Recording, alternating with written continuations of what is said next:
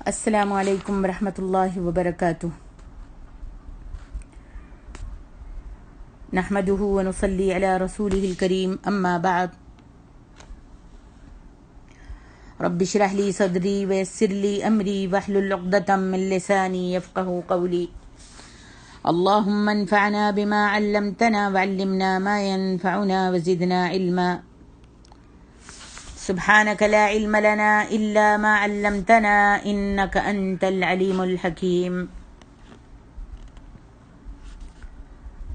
سورۃ یوسف کی تفسیر پہلی آیت سے 20 تک بیان کرنے کی کوشش کروں گی۔ سب سے پہلے یہ بتا دوں، سورۃ یوسف کی 111 آیتیں ہیں اور سورۃ یوسف مکیہ ہے اور اس کے 12 رکوع ہیں۔ اس سورت کا شان نزول یہ ہے کہ کفار مکہ نے یہود سے کہا کہ ہمیں کوئی ایسا سوال بتلاؤ جو ہم اس پیغمبر سے پوچھیں، یعنی نبی صلی اللہ علیہ وسلم سے، اور اس سوال کا وہ جواب نہیں دے سکے۔ اس کا فائدہ یہ ہوگا کہ اس نبی کا سب بھرم کھل جائے گا، وہ جواب تو نہ دے سکے گا، یا پھر مہلت مانگے گا، اور یا پھر وہ ادھر ادھر کی کچھ معلومات مہیا کرے گا جس کا علم ہو جانا بعید از قیاس نہیں۔ یہود یہ تو جانتے تھے کہ یہ نبی امی ہے، لہٰذا انہوں نے سوچ سمجھ کر ایک تاریخی قسم کا سوال کفار مکہ کو بتایا، جو یہ تھا کہ سیدنا ابراہیم علیہ الصلاۃ والسلام اور اسحاق علیہ الصلاۃ والسلام اور یعقوب، جن کا نام اسرائیل تھا، سب کا مسکن تو شام و فلسطین کا علاقہ تھا، پھر بنی اسرائیل مصر میں کیسے پہنچ گئے، جنہیں اہل مصر کی غلامی سے آزاد کرانے کے لیے سیدنا موسیٰ علیہ الصلاۃ والسلام مبعوث ہوئے تھے۔ جب کفار مکہ نے آپ صلی اللہ علیہ وسلم سے یہ سوال کیا تو اسی وقت یہ سورت پوری کی پوری نازل ہو گئی اور آپ صلی اللہ علیہ وآلہ وسلم کی زبان سے مسلسل یہ سورت ادا ہوتی گئی۔ اور حقیقت یہ ہے کہ اس سوال کے جواب سے اس وقت نہ آپ صلی اللہ علیہ وآلہ وسلم واقف تھے اور نہ اہل مکہ، اور اس جواب میں یوسف علیہ الصلاۃ والسلام کے حالات زندگی کی پوری داستان بھی آ گئی، اور کئی ایسی باتوں کی طرف واضح اشارات بھی پائے جاتے تھے جو کفار مکہ اور برادران یوسف کے درمیان مشترک پائے جانے والے تھے، اور اس میں کفار مکہ کے لیے عبرت کے کئی نشان بھی تھے۔ گویا یہ پوری سورت قریش مکہ کے حق میں ایک طرح کی پیشن گوئی کی حیثیت رکھتی تھی، اور وہ سب نشان عبرت پورے ہو کر رہے۔ پہلی عبرت کی بات یہ تھی کہ آپ صلی اللہ علیہ وآلہ وسلم نے فوراً ان کے سوالوں کا جواب دے کر یہ ثابت کر دیا کہ آپ صلی اللہ علیہ وسلم فی الواقع اللہ کے نبی ہیں، کیونکہ وحی الہی کے علاوہ آپ کے پاس معلومات کا کوئی ذریعہ ممکن نہ تھا، لیکن پھر بھی یہ لوگ آپ صلی اللہ علیہ وسلم پر ایمان نہ لائے اور اپنی ہٹ دھرمی پر قائم رہے۔ دوسرے یہ کہ جس طرح برادران یوسف نے اپنے بھائی کو قتل کرنے یا جلاوطن کرنے کا ارادہ اس لیے کیا کہ کھٹکتے خار کو راستے سے ہٹا کر اپنی راہ صاف کی جائے، بعینی ہی اسی غرض کے تحت کفار مکہ نے بھی آپ صلی اللہ علیہ وسلم کو قتل کرنے یا جلاوطن کرنے کا ارادہ کیا تھا۔ تیسرے یہ کہ جو تدابیر برادران یوسف نے یوسف علیہ الصلاۃ والسلام کو اپنی راہ سے ہٹانے کے لیے اختیار کی تھیں، انہی تدابیر کو اللہ نے سیدنا یوسف علیہ الصلاۃ والسلام کے عروج اور سر بلندی کا ذریعہ بنا دیا۔ اسی طرح بعینی ہی جو تدابیر کفار مکہ نے پیغمبر اسلام اور اسلام کو نیست و نابود کرنے کے لیے اختیار کی تھیں، انہی سے اسلام کا عروج اور سر بلندی حاصل ہوئی، اور یہی تدابیر کفار مکہ اور کفر کی موت کا سبب بن گئی۔ چوتھے یہ کہ جب اللہ تبارک و تعالیٰ نے یوسف علیہ الصلاۃ والسلام کو حکومت عطا فرمائی اور ان کے بھائی نادم و شرمسار ان کی خدمت میں حاضر ہوئے، تو آپ صلی اللہ علیہ وآلہ وسلم نے انہیں لا تثریب علیکم اليوم کہہ کر معاف فرما دیا۔ اسی طرح رسول اللہ صلی اللہ علیہ وسلم نے فتح مکہ کے بعد اپنے جانی دشمن بھائیوں کو بالکل یہی الفاظ کہہ کر معاف کر دیا۔ مزید یہ کہ انہیں جنگی قیدی بنانے کے بجائے انتم الطلقاء کہہ کر انہیں یہ محسوس تک نہ ہونے دیا کہ وہ مغلوب اور مفتوح قوم ہیں۔ اس تفصیل سے جو نہایت اہم سبق حاصل ہوتا ہے وہ یہ ہے کہ جس شخص کو اللہ سر بلند کرنا چاہے اس کے حاسد اور اس کے مخالف اسے مٹانے کی لاکھ کوشش کریں، کارگر نہیں ہو سکتی، بلکہ اللہ انہیں تدبیروں کا رخ یوں پھیر دیتا ہے کہ وہی تدبیریں اس شخص کی سر بلندی کا ذریعہ بن جاتی ہیں۔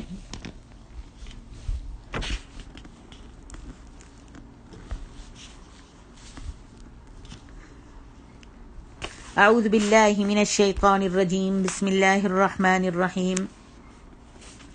الف لام را، یہ حروف مقطعات ہیں، اس کے معنی مطلب اللہ کے سوا کوئی نہیں جانتا۔ تلک آیات الکتاب المبین، یعنی یہ کتاب کی آیتیں ہیں۔ یہاں کتاب مبین سے مراد قرآن مجید ہے جو بہت واضح اور روشن کتاب ہے اور مبہم اشیاء کو نہایت وضاحت و صراحت کے ساتھ کھول کھول کر بیان کرتی اور ان کی تفسیر و تشریح کرتی ہے۔ انا انزلناہ قرآنا عربیا لعلکم تعقلون، بے شک ہم نے اس قرآن کو عربی میں نازل کیا ہے تاکہ تم سمجھ سکو، اس لیے کہ عربی زبان دیگر تمام زبانوں کی نسبت سب سے زیادہ فصیح، روشن اور وسیع ہے اور انسانی جذبات و احساسات کو سب سے زیادہ بہتر طور پر ادا کرنے کی صلاحیتوں سے مالا مال ہے۔ یہی وجہ ہے کہ آسمانی کتابوں میں سے سب سے اشرف افضل کتاب کو سب سے اشرف و افضل زبان میں نازل کیا گیا اور اسے سب سے اشرف فرشتے کے ذریعے سے تمام رسولوں میں سے اشرف رسول پر روئے زمین کے سب سے بہترین حصے پر نازل کیا گیا۔ نیز اس کتاب کے نزول کا آغاز بھی سال کے سب سے اشرف مہینے یعنی رمضان المبارک میں ہوا تھا۔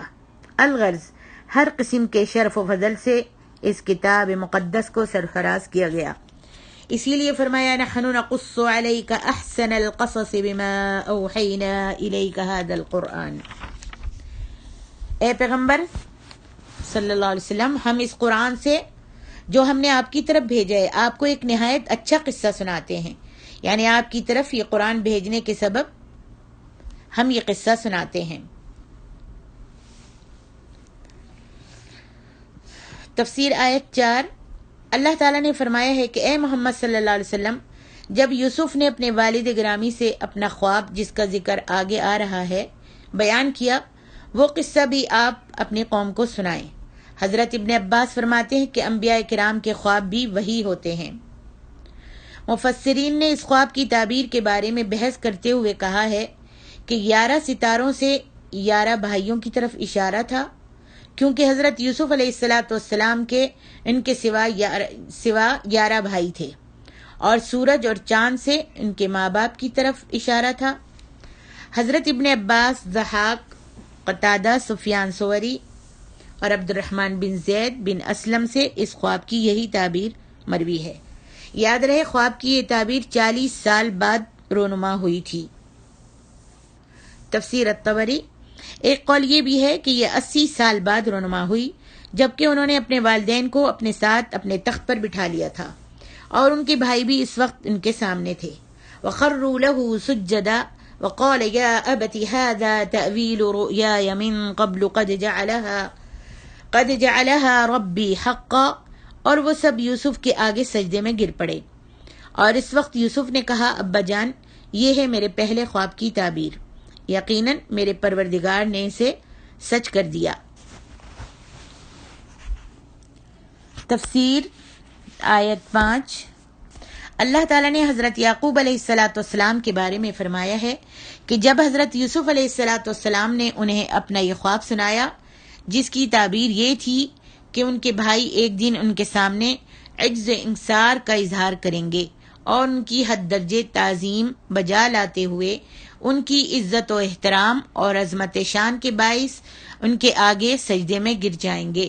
تو انہوں نے یوسف علیہ السلام کو اپنے کسی بھی بھائی کے سامنے یہ خواب بیان کرنے سے منع کر دیا، یعنی یوسف علیہ السلام کے باپ نے، تاکہ وہ حسد میں مبتلا ہو کر آپ کے خلاف کوئی سازش نہ شروع کر دیں۔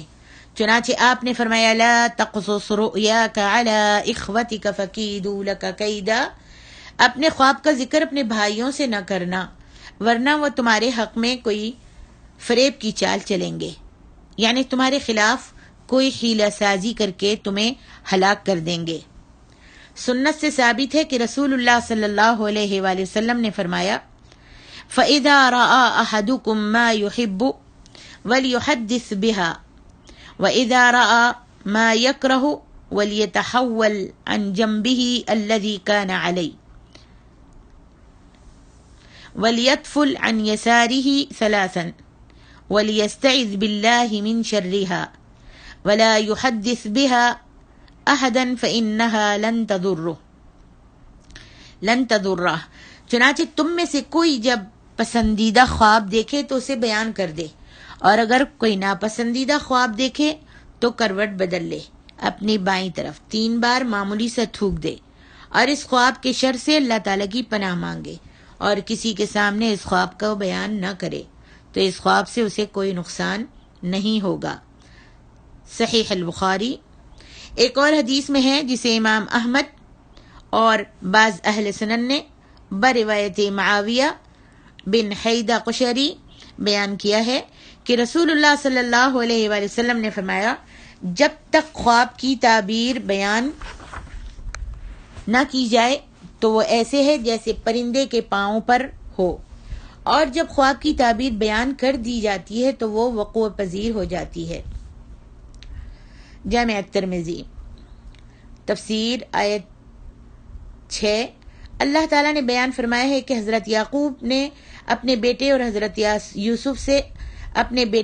یوسف سے یہ بھی کہا کہ اللہ تعالیٰ نے جس طرح آپ کو منتخب کیا اور یہ ستارے اور شمس و قمر سجدہ کرتے ہوئے دکھائے ہیں، وَكَذَلِكَ يَجْتَبِيكَ رَبُّكَ، اور اسی طرح اللہ تمہیں برگزیدہ ممتاز کرے گا، یعنی نبوت و رسالت سے سرفراز فرمائے گا، وَيُعَلِّمُكَ مِن تَأْوِيلِ الْأَحَادِيثِ، اور خواب کی باتوں کی تعبیر کا علم سکھائے گا۔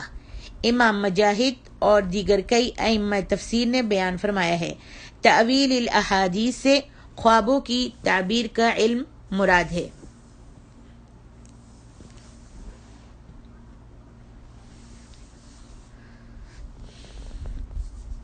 وَيُتِمُّ نِعْمَتَهُ عَلَيْكَ، اور تم پر اپنی نعمت پوری کرے گا، یعنی تمہاری طرف وحی بھیجے گا اور تمہیں نبوت و رسالت سے سرفراز فرمائے گا۔ اسی لیے فرمایا کما اتمها علی ابویک من قبل ابراہیم و اسحاق، جس طرح اس نے اپنی نعمت پہلے تمہارے باپ دادا ابراہیم اور اسحاق پر پوری کی تھی۔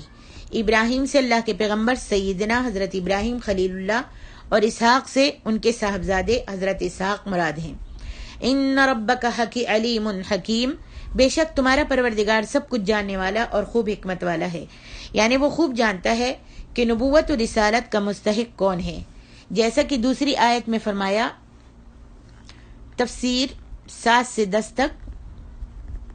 اللہ تعالیٰ نے بیان فرمایا ہے کہ حضرت یوسف کے اپنے بھائیوں کے ساتھ اس قصے میں بہت سی نشانیاں ہیں، یعنی اس کے بارے میں سوال کرنے اور خبر معلوم کرنے والوں کے لیے عبرت و نصیحت کا بہت سا سامان ہے، اور یہ واقعی ایک بہت عجیب و غریب قصہ ہے، اسے ضرور بیان کیا جانا چاہیے۔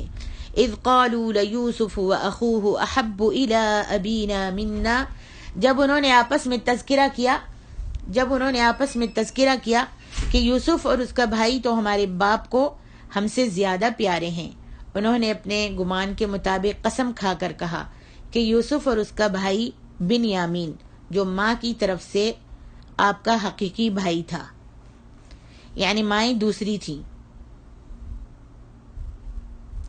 احب الی ابینا منا، بنیامین اور یوسف علیہ السلام ایک ماں سے تھے۔ احب الی ابینا منا ونحن عصبہ، ہمارے باپ کو ہم سے زیادہ پیارے ہیں حالانکہ ہم ایک جماعت ہیں، اس لیے باپ کو ہماری نسبت ان دونوں سے زیادہ محبت کرنی چاہیے۔ ان ابانا لفی ضلال مبین، کچھ شک نہیں کہ ہمارا باپ سری غلطی پر ہے، یعنی ہماری نسبت انہیں فوقیت اور ترجیح دیتا ہے اور ان سے زیادہ پیار کرتا ہے۔ اقتلوا یوسف او اطرحوه ارضا یخل لکم وجہ ابیکم، تم یوسف کو یا تو جان سے مار دو یا کسی زمین میں پھینک دو۔ اب بھائیوں نے میٹنگ بنائی اور ان کو حسد تھا کہ ہمارا باپ یوسف کو اور بنیامین سے زیادہ پیار کرتا ہے، حالانکہ ہم ایک مضبوط جماعت ہیں، ہم ان کے بڑے بھائی ہیں، اور باپ جو ہے ہماری طرف توجہ نہیں دیتا۔ تو انہوں نے میٹنگ بنائی اور کہا کہ اس طرح کرتے ہیں، یوسف کو یا تو جان سے مار ڈالتے ہیں یا کسی زمین میں پھینک آتے ہیں، پھر تمہارے باپ کی توجہ صرف تمہاری طرف ہو جائے گی۔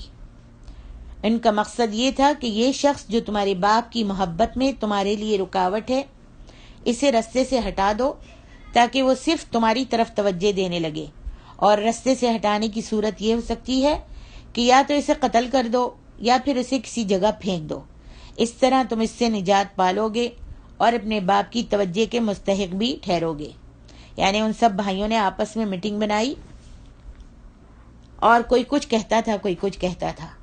وَتَكُونُوا مِن بَعْدِهِ قَوْمًا صَالِحِينَ، اور اس کے بعد تم نیک لوگ بن جانا، یعنی گناہ کے ارتکاب سے پہلے ہی اس بات کو دل میں رکھو کہ اس کے بعد توبہ کر لیں گے۔ قال قائل منہم، ان میں سے ایک کہنے والے نے کہا، یعنی ایک بھائی نے کہا، قتادہ اور محمد بن اسحاق نے کہا ہے کہ اس سے سب سے بڑا بھائی مراد ہے جس کا نام روبیل تھا۔ صدا کا قول ہے کہ یہ بات یہوذا نے کہی تھی۔ تفسیر ابن ابی حاتم، مجاہد کہتے ہیں کہ یہ بات کہنے والا شمعون تھا۔ تفسیر ابن ابی حاتم، اور یہ نام سب ان کے بھائیوں کے تھے۔ لا تقتلوا یوسف، تم یوسف کو جان سے نہ مارو، یعنی اس کی عداوت اور دشمنی میں اس حد تک نہ پہنچو کہ اسے قتل ہی کر ڈالو، اور وہ اسے قتل بھی نہیں کر سکتے تھے کیونکہ اللہ تعالیٰ تو اس کے بارے میں پہلے ہی سے یہ فیصلہ فرما چکا تھا کہ اسے وحی و تنزیل سے سرفراز کیا جائے گا، اور نہ صرف نبوت و رسالت کا تاج بلکہ مصر کی حکومت و بادشاہت کا تاج بھی اس کے سر پر رکھا جائے گا۔ اس لیے قتل کی سازش کو روبیل کی اس بات کی وجہ سے دور کر دیا گیا کہ یوسف کو قتل کر دو، بلکہ کسی گہرے کنویں میں پھینک دو۔ غیابت الجب سے مراد گہرا کنواں ہے۔ یلتقطہ بعض السیارۃ، کوئی راہگیر اسے اٹھا لے گا یا کوئی گزرنے والا مسافر اسے لے جائے گا اور تم اس سے نجات پا جاؤ گے، لہذا اسے قتل کرنے کی ضرورت نہیں ہے۔ ان کنتم فاعلین، اگر تم کچھ کرنے ہی والے ہو، یعنی اگر تم جو بات کہہ رہے ہو اس کا پختہ عزم کیے ہوئے ہو، تو پھر قتل کرنے کے بجائے اس طرح کر لو۔ محمد بن اسحاق بن یسار نے لکھا ہے کہ ان لوگوں نے اس طرح ایک بہت گھناؤنی اور سنگین سازش تیار کی جس میں قطع رحمی بھی تھی، باپ کی نافرمانی بھی تھی، ایک چھوٹے معصوم اور بے گناہ بچے پر ظلم بھی تھا،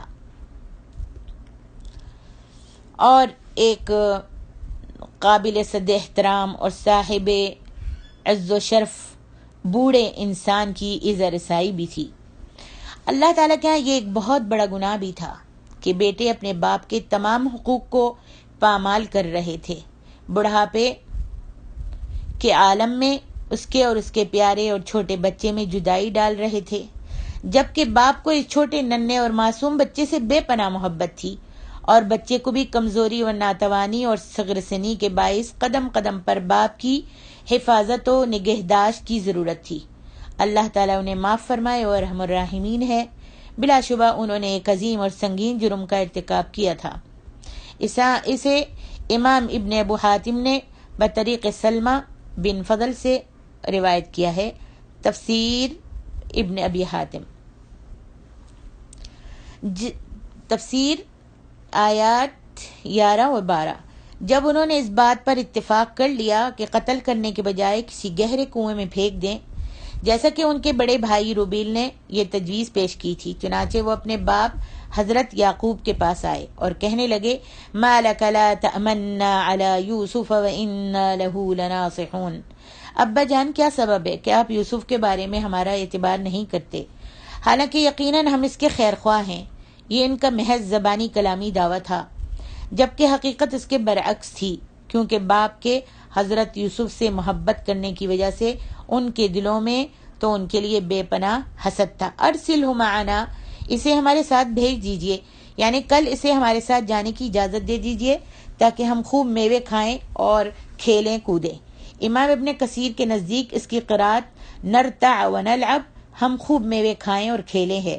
اس وجہ سے انہوں نے فرمایا ہے کہ بعض ائمہ قراءات نے اسے یرتع ویلعب، وہ یوسف خوب پھل کھائے اور کھیلے کودے پڑھا ہے، یعنی یا کے ساتھ۔ حضرت ابن عباس رضی اللہ عنہما فرماتے ہیں کہ اس کے معنی یہ ہیں کہ وہ دوڑے، بھاگے اور کھیلے کودے۔ وَإِنَّا لَهُ لَحَافِظُونَ، اور یقیناً ہم اس کے نگہبان ہیں۔ کہنے لگے کہ آپ فکر نہ کریں، ہم اس کی پوری پوری حفاظت و نگہداشت کریں گے۔ تفسیر آیات 13-14۔ اللہ تبارک و تعالیٰ نے اپنے نبی حضرت یعقوب علیہ السلام کے بارے میں فرمایا ہے کہ جب ان کے بیٹوں نے ان سے یوسف کو اپنے ساتھ جنگل میں کھانے پینے کے لیے لے جانے کی اجازت طلب کی تو انہوں نے یہ جواب دیا انی لیحزننی ان تذهبوا به، بے شک یہ امر مجھے غمناک کیے دیتا ہے کہ تم اسے لے جاؤ اور وہ مجھ سے جدا ہو جائے، یعنی تمہاری واپسی تک یہ جدائی بھی مجھے بہت مشکل محسوس ہوتی ہے، کیونکہ آپ کو یوسف سے بے پناہ محبت تھی، اس لیے کہ آپ اس میں جسمانی حسن و جمال کے ساتھ ساتھ روحانی کمال اور نبوت کے شمائل و خصائل کو بھی محسوس فرماتے تھے۔ صلوات اللہ وسلامہ علیہ۔ فرمان الہی ہے وَأَخَافُ أَن يَأْكُلَهُ الذِّئْبُ وَأَنْتُمْ عَنْهُ غَافِلُونَ، اور مجھے یہ بھی خوف ہے کہ تم کھیل میں اس سے غافل ہو جاؤ اور اسے بھیڑیا کھا جائے، یعنی مجھے ڈر ہے کہ تم اپنی تیر اندازی اور اپنے جانوروں کو چرانے میں مشغول ہو جاؤ، کوئی بھیڑیا آئے اسے کھا جائے اور تمہیں معلوم ہی نہ ہو۔ بس انہوں نے بھی اپنے باپ کے منہ سے نکلے ہوئے ان الفاظ کو لے لیا اور اپنے کرتوت کے بعد انہی الفاظ میں اپنے عذر کو پیش کیا، حالانکہ انہوں نے یوسف علیہ السلام کو اپنے ساتھ لے جانے کی اجازت طلب کرتے وقت اپنے باپ کی بات کے جواب میں کہا تھا لئن اکلہ الذئب ونحن عصبۃ انا اذا لخاسرون، اگر اسے بھیڑیا کھا جائے جبکہ ہم ایک طاقتور جماعت ہیں تو بلا شبہ ہم تو تب بڑے نقصان میں پڑ جائیں گے، یعنی ہماری موجودگی میں جبکہ ہم ایک طاقتور جماعت ہیں، بھیڑیا اس پر حملہ کر کے اسے کھا جائے، پھر ہم تو بڑے عاجز و ناتواں اور بڑے خائب و خاسر ہو گئے۔ تفسیر آیت 15۔ اللہ تعالیٰ نے فرمایا ہے کہ باپ کی بات کا جواب دینے کے بعد جب وہ یوسف کو اپنے ساتھ لے گئے وَأَجْمَعُوا أَن يَجْعَلُوهُ فِي غَيَابَةِ الْجُبِّ، اور انہوں نے طے کر لیا کہ اس کو کنویں کی تہ میں ڈال دیں، یہ ان کے فعل کی شناعت کو بیان کیا جا رہا ہے کہ ان سب نے یوسف کو گہرے کنویں میں گرانے پر اتفاق کر لیا، حالانکہ باپ سے یوسف کو لیتے وقت انہوں نے بظاہر تأثر یہ دیا تھا کہ وہ اپنے باپ کی بہت عزت کرتے ہیں اور ان کی خوشنودی کے لیے یوسف کو اپنے ساتھ لے جانا چاہتے ہیں۔ بیان کیا جاتا ہے کہ حضرت یعقوب نے جب یوسف کو ان کے ساتھ روانہ کیا تو اسے گلے سے لگایا، بوسہ دیا اور اس کے لیے دعا بھی فرمائی۔ تفسیر ابن ابی حاتم۔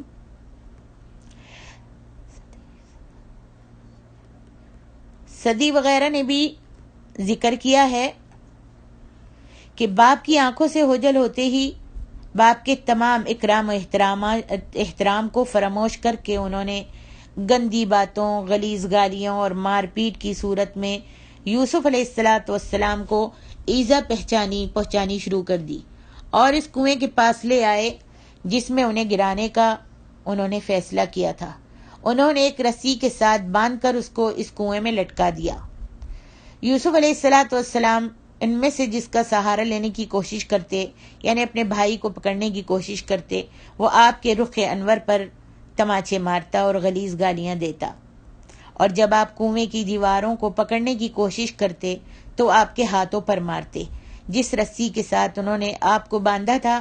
جب وہ کنویں کی نصف تک پہنچ گئی تو انہوں نے اس کو کاٹ دیا، اللہ اکبر، اور اس طرح آپ پانی میں گر گئے۔ پانی نے آپ کو ڈھانپ لیا، پھر آپ جلد ہی پتھر کی اس چٹان پر چڑھ گئے جو کنویں کے درمیان تھی۔ تفسیر الطبری، اس چٹان کو راغوفہ کہا جاتا ہے۔ ارشاد باری تعالیٰ ہے وَأَوْحَيْنَا إِلَيْهِ لَتُنَبِّئَنَّهُمْ بِأَمْرِهِمْ هَذَا وَهُمْ لَا يَشْعُرُونَ، اور ہم نے یوسف کی طرف وحی بھیجی کہ ایک وقت ایسا آئے گا کہ تم انہیں ان کے اس سلوک سے آگاہ کرو گے اور ان کو کچھ خبر نہ ہوگی۔ اللہ تعالیٰ نے اپنے لطف و کرم، اپنی رحمت و شفقت اور اس مشکل گھڑی میں آپ کے لیے آسانی پیدا کر دینے کا ذکر کرتے ہوئے فرمایا کہ اس مشکل گھڑی اور اس انتہائی نازک لمحے میں اس نے یوسف علیہ السلام کے دل کی تسکین اور ثابت قدمی کے لیے ان کی طرف یہ وحی نازل فرمائی کہ غم کی اس گھڑی میں گھبراؤ نہیں، تم اس مشکل سے بہت خوبی اور آسانی کے ساتھ نکل جاؤ گے اور تمہیں ان کے مقابلے میں فتح اور نصرت حاصل ہوگی۔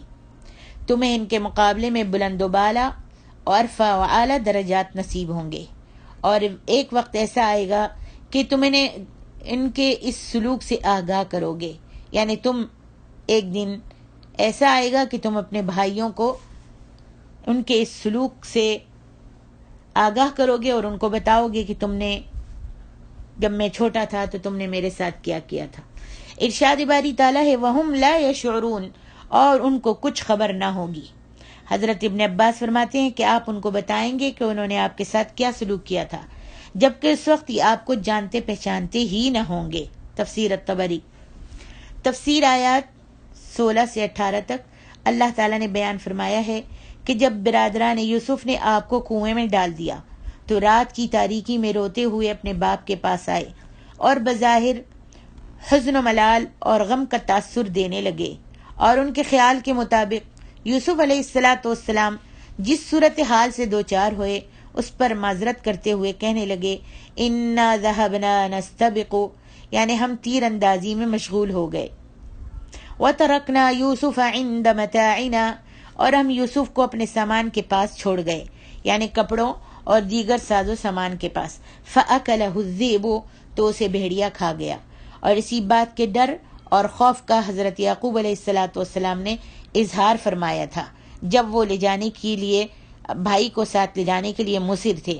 ارشاد الہی ہے وَمَا أَنْتَ بِمُؤْمِنٍ لَنَا وَلَوْ كُنَّا صَادِقِينَ، اور آپ ہماری بات کا یقین کرنے والے نہیں اگرچہ ہم سچے ہی ہوں، یعنی اپنی بات کی تائید میں انہوں نے یہ بہت لطیف پیرایا اختیار کیا اور کہنے لگے ہم جانتے ہیں اس حالت میں آپ ہماری بات کی تصدیق نہیں کریں گے، کیونکہ اگر ہم آپ کے ہاں سچے ہوتے تو آپ ہم پر یہ الزام عائد کیوں کرتے کہ مجھے ڈر ہے کہ کہیں اسے بھیڑیا نہ کھا جائے، اور اب جب واقعی سے بھیڑیا کھا گیا ہے تو آپ ہماری تکذیب کرنے میں معذور ہیں، کیونکہ یہ عجیب و غریب واقعہ رونما ہوا ہے اور عجیب اتفاق ہے کہ آپ نے جو کہا تھا ہمارے ساتھ اسی طرح ہو گیا۔ فرمان الہی ہے وَجَاءُوا عَلَىٰ قَمِيصِهِ بِدَمٍ كَذِبٍ، اور اس کی قمیص پر جھوٹ موٹ کا لہو بھی لگا لائے، یعنی جھوٹ موٹ کا خون جو یوسف علیہ السلام کا خون نہیں تھا۔ اپنے مکر و فریب اور سازش کو سچ ثابت کرنے کے لیے ایک تدبیر انہوں نے یہ کی، بقول مجاہد صدی اور دیگر کئی ائمہ تفسیر، کہ انہوں نے بکری کے ایک بچے کو ذبح کیا اور اس کے خون کو حضرت یوسف کی قمیص پر مل دیا۔ تفسیر الطبری، اور تاثر یہ دیا کہ یہ قمیص وہی ہے جو یوسف نے اس وقت پہنی ہوئی تھی جب بھیڑیے نے اسے کھایا، یہی وجہ ہے کہ اسے خون لگا ہوا ہے، لیکن وہ قمیص پھاڑنی بھول گئے، جس کی وجہ سے ان کا یہ ڈرامہ اللہ کے نبی حضرت یعقوب علیہ السلام کو مطمئن نہ کر سکا، بلکہ آپ نے ان کے کلام سے اعراض اور اپنے شکوک و شبہات کے اظہار کے لیے فرمایا بل سولت لکم انفسکم امرا فصبر جمیل. بہت اچھا بھیڑیا تھا کہ جو بچے کو تو کھا گیا لیکن اس کی قمیص کو اس نے پھاڑا نہیں اور آرام سے اتار دیا. حقیقت حال یوں نہیں ہے بلکہ تم اپنے دل سے یہ بات بنا لائے ہو، لہذا صبر ہی بہتر ہے. یعنی میں تمہاری اس سازش پر جس پر تم سب متفق ہو گئے ہو صبر جمیل کا مظاہرہ کروں گا، حتیٰ کہ اللہ تعالیٰ اپنے لطف و کرم سے میرے اس غم کو دور فرما دے. واللہ المستعان علی ما تصفون. اور جو تم بیان کرتے ہو اس کے بارے میں اللہ ہی سے مدد مطلوب ہے. یعنی تم اس جھوٹی اور محال بات کو جو بیان کر رہے ہو تو اس کے بارے میں اپنے اللہ ہی سے مدد کا طلبگار ہوں. تفسیر آیات 19-20. اب اللہ تعالیٰ نے یہ بیان فرمایا ہے کہ جب یوسف علیہ السلام کو بھائیوں نے کنویں میں ڈال دیا اور وہاں تنہا چھوڑ دیا تو پھر کیا ہوا. ابو بکر بن عیاش کے بقول آپ اس کنویں میں 3 دن رہے تھے، اور محمد بن اسحاق نے بیان کیا ہے کہ کنویں میں ڈالنے کے بعد سارا دن بھائی اس کنویں کے پاس بیٹھے رہے تاکہ یہ دیکھیں کہ اب یوسف کیا کرتا ہے یا اس کے ساتھ کیا ہوتا ہے. اللہ تعالیٰ کا کرنا یہ ہوا کہ اس نے اس طرف ایک قافلہ بھیج دیا جس نے کنویں کے قریب پڑاؤ ڈالا اور انہوں نے پانی کے لیے اپنے سقے کو بھیجا. اس نے پانی نکالنے کے لیے کنویں میں ڈول ڈالا. تفسیر ابن ابی حاتم. تو حضرت یوسف علیہ السلام اس کے ساتھ لٹک گئے. اس نے آپ کو رسی کے ساتھ باہر نکال لیا اور آپ کو دیکھ کر خوشی اور مسرت کا اظہار کرتے ہوئے کہا یا بشرا ھذا غلام، وہ خوشخبری ہے یہ تو نہایت حسین و جمیل لڑکا ہے. اللہ اکبر. تفسیر ابن ابی حاتم. وَأَسَرُّوهُ بِضَاعَةً. اور اس کو قیمتی سرمایہ سمجھ کر اس نے چھپا لیا. عوفی نے حضرت ابن عباس سے اس جملے کا مفہوم یہ بیان کیا ہے کہ برادران یوسف نے حضرت یوسف علیہ السلام اور ان کے بھائی ہونے کے معاملے کو چھپایا، اور حضرت یوسف نے بھی خود اپنے معاملے کو چھپایا تاکہ بھائی انہیں قتل نہ کر دیں، اور انہوں نے اپنے فروخت ہو جانے کو پسند کر لیا. اس کے بھائیوں نے جب سقے سے ان کا ذکر کیا تو اس نے کہا یا بشرا ھذا غلام. پوچھا کہ کیا بات ہے تو انہوں نے کہا یا بشرا ھذا غلام، وہ خوشخبری ہے یہ تو نہایت حسین لڑکا ہے جو فروخت ہو رہا ہے. بالآخر آپ کے بھائیوں نے آپ کو فروخت کر دیا. تفسیر الطبری. فرمان الہی واللہ علیم بما یعملون. یعنی بھائی پاس کنویں کے بیٹھے ہوئے تھے اور جب دیکھا کہ انہوں نے اس کو نکالا ہے تو بھی وہ بھی آ گئے اور انہوں نے کہا کہ یہ تو ہمارا بھائی ہے اور یہ گر گیا اس میں، لیکن اس نے ان کو بیچ دیا. اور انہوں نے کہا یہ تو بہت خوبصورت ہے اور بہت حسین و جمیل سرمایہ ہے، کتنے میں ان کو بیچو گے، اس کو بیچو گے؟ تو انہوں نے اس کو بیچ دیا. واللہ علیم بما یعملون. اور جو کچھ وہ کرتے تھے اللہ کو سب معلوم تھا. یعنی اللہ تعالیٰ خوب جانتا تھا کہ برادران یوسف اور خریدار کیا کر رہے ہیں. وہ اس صورتحال کے بدلنے پر یقیناً قادر تھا، لیکن اس نے حکمتوں اور مصلحتوں پر مبنی پہلے ہی سے اپنے فیصلے فرما رکھے ہیں، لہٰذا اس نے اس صورتحال میں کوئی تبدیلی پیدا نہ فرمائی. اللہ تعالیٰ نے اس صورتحال میں کوئی تبدیلی پیدا نہ فرمائی تاکہ قضاء و قدر کا فیصلہ ہی برقرار رہے. الا لہ الخلق والامر تبارک اللہ رب العالمین. سورۃ الاعراف. اس طرح اللہ تعالیٰ اپنے رسول حضرت محمد صلی اللہ علیہ وسلم کو بھی یہ تسلی دے رہا ہے کہ میں یہ جانتا ہوں کہ آپ کی قوم آپ کے در پہ آزار ہے اور میں ان کی تمام سازشوں کو ناکام بنا دینے پر قادر ہوں، لیکن میں نے کچھ وقت کے لیے انہیں مہلت دے رکھی ہے جبکہ انجام کار آپ کو ان کے مقابلے میں اسی طرح کامیابی و کامرانی اور حکومت نصیب ہوگی جس طرح میں نے یوسف کو ان کے بھائیوں کے مقابلے میں کامیابی و کامرانی اور حکومت سے سرفراز کیا تھا. فرمان باری تعالی ہے وَشَرَوْهُ بِثَمَنٍ بَخْسٍ دَرَاهِمَ مَعْدُودَةٍ. اور انہوں نے اسے معمولی سی قیمت یعنی گنتی کے چند درہموں میں بیچ ڈالا. اللہ تعالیٰ نے بیان فرمایا ہے کہ یوسف کے بھائیوں نے انہیں نہایت تھوڑی سی قیمت کے ساتھ بیچ دیا. یہ مجاہد و اکرمہ کا قول ہے. تفسیر الطبری. بخسن کے معنی کمی کے ہیں، جیسا کہ ارشاد باری تعالیٰ ہے فلا يخاف بخسا ولا رہقا. سورۃ الجن. اس کو نہ کسی نقصان کا خوف ہے اور نہ ظلم کا. بہرحال اس کا مفہوم یہ ہے کہ بھائیوں نے آپ کو بہت ہی معمولی قیمت کے ساتھ بیچ دیا اور اس قیمت کا بھی انہیں کوئی لالچ نہ تھا. یعنی وہ یہ بھی نہیں چاہتے تھے اگر آپ کو ان سے بلا قیمت طلب کیا جاتا، بغیر کسی قیمت کے بھی طلب کیا جاتا، تو انہیں اس میں بھی کوئی دریغ نہ تھا، وہ انکار نہ کرتے اور وہ دے دیتے بلا قیمت کے بھی۔ حضرت ابن عباس، مجاہد اور ضحاک کہتے ہیں وَشَرَوْهُ کی ضمیر کا مرجع برادران یوسف ہیں۔ تفسیر الطبری، انہوں نے بہت ہی کم قیمت کے ساتھ آپ کو فروخت کر دیا، اسی لیے فرمایا دراہم معدودہ، گنتی کے چند درہم۔ حضرت ابن مسعود سے روایت ہے کہ انہوں نے آپ کو صرف 20 درہم میں فروخت کیا تھا۔ اللہ اکبر۔ ابن عباس، نوف، بقالیس، قتادہ اور عطیہ کا بھی یہی قول ہے۔ عطیہ نے یہ بھی بیان کیا ہے کہ پھر انہوں نے آپس میں 2 درہم بانٹ لیے۔